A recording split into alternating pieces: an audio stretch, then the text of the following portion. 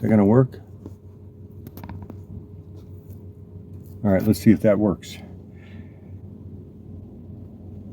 Mr. The Prequels presents the prequels. And we're celebrating. Hang on a second. This is a short one today. This is a Mr. The Prequels presents the prequels minute. And I'll say this very quickly in a minute. Star Wars. Hang on a second.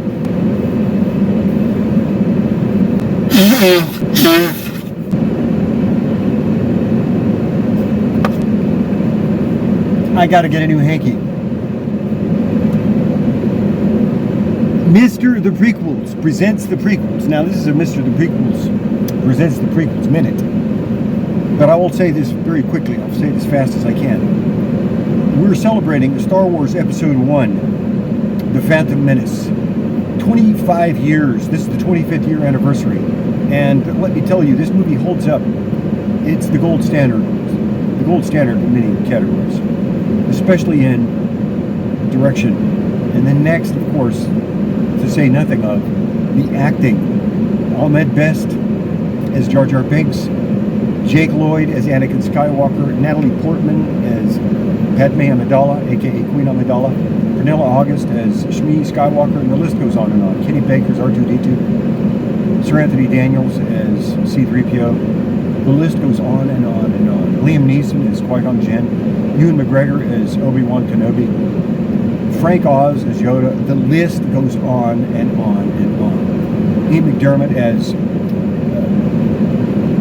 Senator Palpatine, aka Chancellor Palpatine, aka Darth Sidious.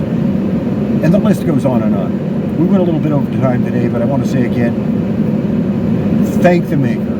Thank you, George Lucas, for giving us this beautiful movie. It's one of my favorites.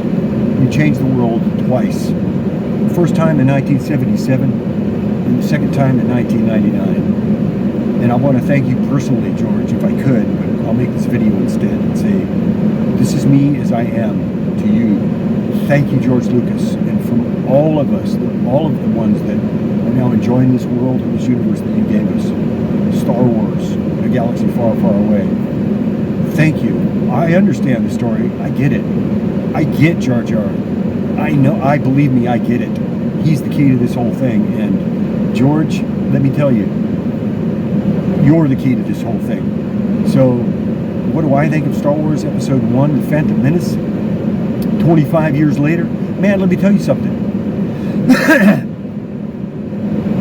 I saw Star Wars first as a 10-year-old. I encountered Star Wars in 1977, first of all, as a 10-year-old. And then, in 1999 again, as a 32-year-old. But I might as well have been 10 years old again. I felt like a 10-year-old. Hang on. This requires a drink of water. This is a little longer than a minute, but I had to say this. But it doesn't require a PhD, a dissertation, rocket science degree, or anything like that. You don't have to go to film school. And look, man, I know a lot of you guys are out there, you're getting clicks, making money, making jokes about George because he's a weirdo, and he acts like a weirdo. Hey, look, man, it takes one to know one. And I'll leave it at that. But, yeah, it's just not based on any objective fact. Come on, man. You can say things like, well, you may not have noticed it, but your brain did. Yeah. Come on, man. Be serious. It's for clicks, it's for views, but it's not a serious critique in any way. George Lucas is an experimental filmmaker. He always has been into experimental films. And if there's anyone that ever went Hollywood, it's George Lucas. Now, that may be a good thing or a bad thing for you, but I love it. You may not love Jar Jar. You may hate Star Wars now because of Jar Jar. I love Jar Jar, and I'm so glad George put this character in this movie, this story, this myth called Star Wars. And he's the key. And that's the real Star Wars to me. Episodes 1 through 6, The specialized editions. Now, look, man, I may not even agree with everything that George did on those, but I do agree that they are the wishes of the creator, and as such, I acknowledge that and accept it. I may not like all of it, and so then I can go and make my own versions of that, as can you. The creator has said, take what I have given you and make your own versions of it. And then the creator will bless those elements or those episodes or those stories of that part of the, shall we say, expanded universe, and tell us what is actual and what is not. In other words, what's canon and what is not.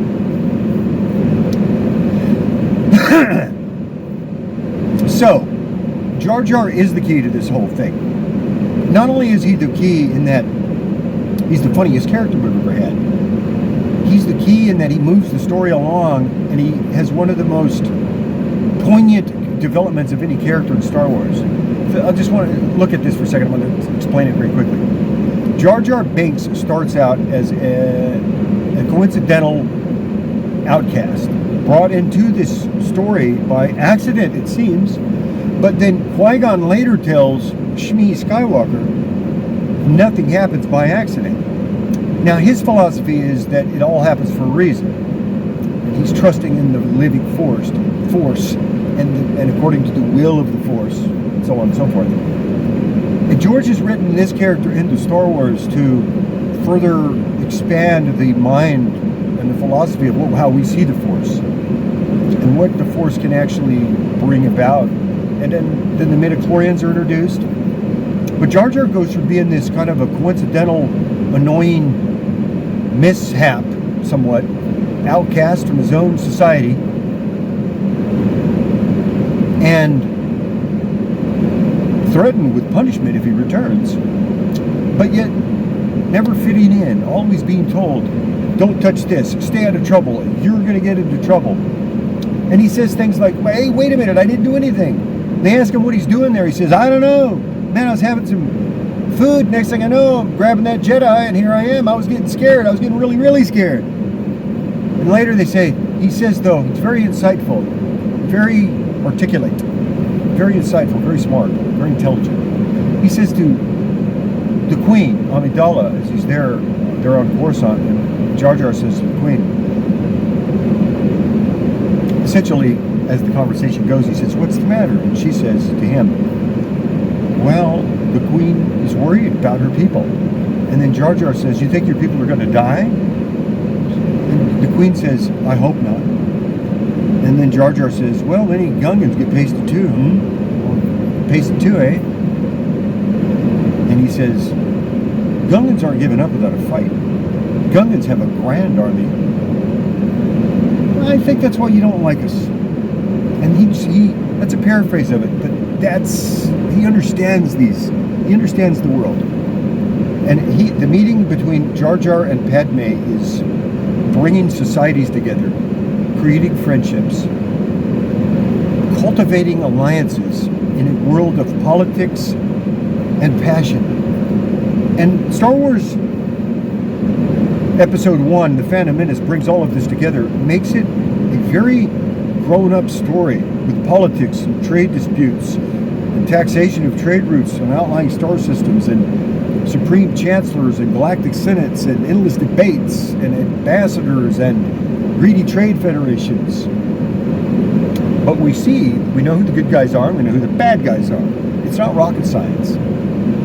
But we've seen it all. We watched it in 1977, and then it came out again in 1999, and a lot of people just didn't like it. I happen to love it. I happen to be one of the ones that loved it. I had it on VHS. I watched it every day when I got that tape. Every day, twice a day, for almost a year, possibly 2 years. And then the same thing with Attack of the Clones, and then the same thing with Revenge of the Sith, except that I didn't watch those as much. Star Wars Episode 1, The Phantom Menace, I literally became a 10-year-old again when I watched that movie, and I grew up with Star Wars a second time. The prequels are the best Star Wars to me. The prequels is the best Star Wars. To me. The prequels is the best Star Wars. To me. I feel like a 10-year-old when I watched that movie again in theaters just this past month in May 2024. And I must have seen it 6 times at least and had a great time. Theater was out of the way in a local town, and it seated 65 people. No assigned seating, no reserved seating ahead of time. You had to get there on time, ahead of time, to find your seat. I had a good seat. It was a smaller theater, probably about 25 people in the theater, of all ages. I would say it looked like some kids with their parents or adults with them the first night. A lot of adults, a lot of kids. And then the second night, I saw it more of a range of just adults and what looked to be teenagers. And then the third night I saw it,